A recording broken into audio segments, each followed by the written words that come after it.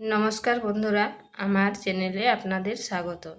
তো প্রতিদিনের মতো আজকেও একটা নতুন ধরনের ভিডিও নিয়ে এসেছি। আজ বানাবো ছোলার ডালের নিরামিষ বড়ার রেসিপি।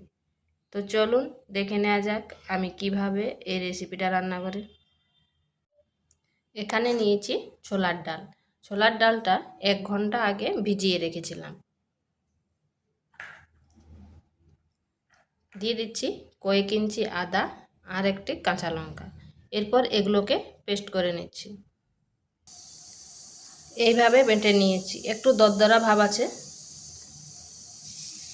এখানে দিয়ে দিচ্ছি পরিমাণ মতো লবণ, সামান্য হলুদ গুঁড়ো আর গোটা জিরা। এটাকে ভালো করে মাখিয়ে নিচ্ছি।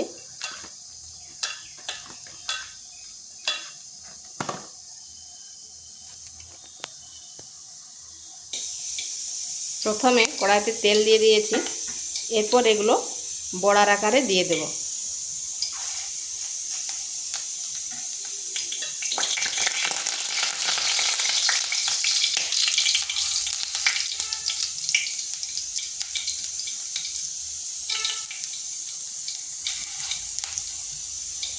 আর এই যে শঁ শঁ আওয়াজ করছে, প্রেসার কুকারে ভাত হচ্ছে।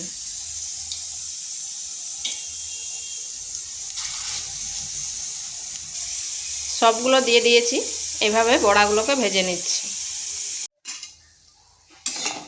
বড়াগুলো এভাবে ভেজে নিয়েছি, এরপর এগুলোকে তুলে নিচ্ছি।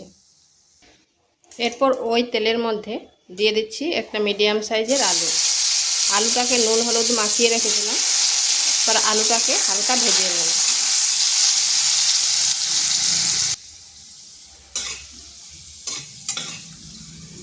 আলুগুলো এরকম একটু লাল লাল করে ভেজে নিয়েছি, এরপর এগুলোকে তুলে নিচ্ছি।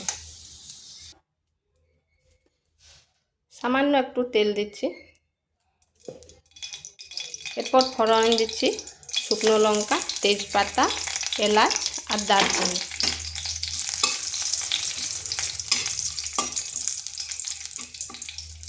ফোড়ন থেকে খুব সুন্দর গন্ধ বেরিয়েছে। প্রথমে দিয়ে দিচ্ছি হলুদ গুঁড়োটা,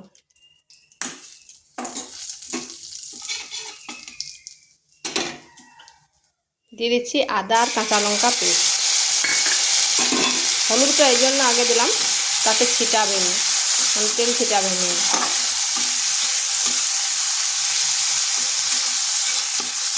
আদার কাঁচা গন্ধটা চলে গেছে। দিয়ে দিচ্ছি একটা ছোট সাইজের টমেটোর পেস্ট, জিরে গুঁড়ো, ধনে গুঁড়ো আর লঙ্কার গুঁড়ো। লঙ্কার গুঁড়োটা অবশ্যই আন্দাজ করে দেবেন, কারণ এখানে কাঁচা লঙ্কা ব্যবহার করেছি।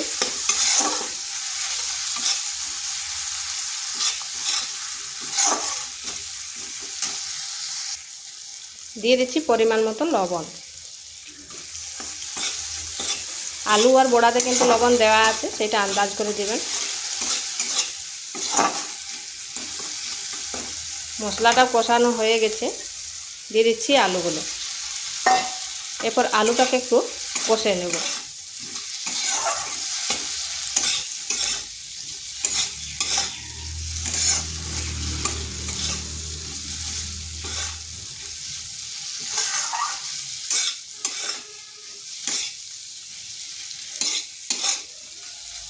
কষানো হয়ে গেছে, দিয়ে দিচ্ছি জল।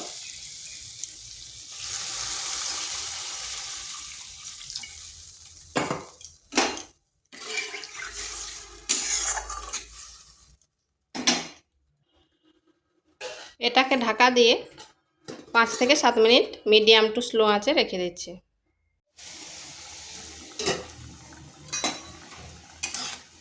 আলুগুলো খুব সুন্দরভাবে সেদ্ধ হয়ে গেছে। দিয়ে দিচ্ছি বড়াগুলো।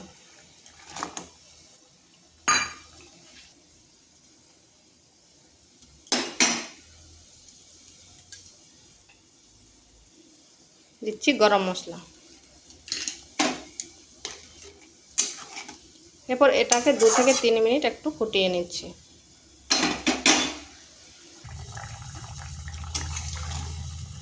এইভাবে একবার বড়া দিয়ে আলুর নিরামিষ রান্না করে দেখতে পারেন। গরম গরম ভাতের সাথে দুর্দান্ত লাগে খেতে। এটা হয়ে গেছে। আর ভিডিওটা ভালো লাগলে লাইক শেয়ার কমেন্ট অবশ্যই করবেন। আর নিত্য নতুন রেসিপি পাওয়ার জন্য চ্যানেলটিকে সাবস্ক্রাইব করবেন। এরপর নামিয়ে নিচ্ছি।